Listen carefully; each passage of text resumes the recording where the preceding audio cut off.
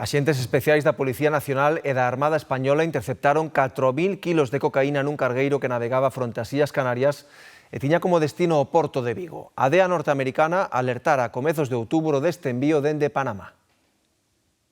Este é o momento en que axentes do Grupo Especial de Operacións da Policía Nacional abordaba en mar aberto o mercante Little Girls con bandeira de Tanzania cando navegaba a 600 millas de Canarias.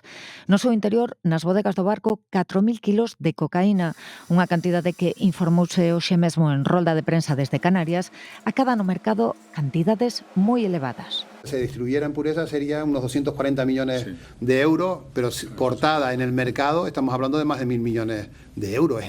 Son cantidades que se nos escapan de las manos de que haya negocios de esta envergadura, ¿no? O destino da droga, o Porto de Vigo, algo do que informara a DEA americana cando en outubro puxo en marcha a operación. Os detalles sinalaban Galicia como lugar final da ruta que levaba o cargueiro procedente de Panamá.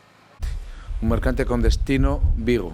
Estamos ante una organización de gran potencial, con capacidad de no solo de fletar un barco de las características que hemos visto, sino de cargarle con una cantidad de sustancia estupefaciente de 4.000 kilogramos.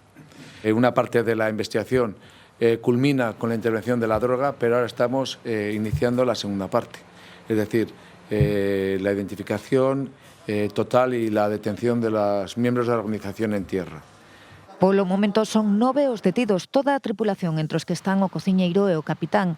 Con todo, a operación con segredo de sumario continúa aberta e non se desbotan novas detencións. Felicitar aos corpos de seguridade do Estado que están traballando. Trátase dun éxito máis e creo que nas últimas semanas levamos a dicir grandes incautacións, pero tamén pequenas incautacións.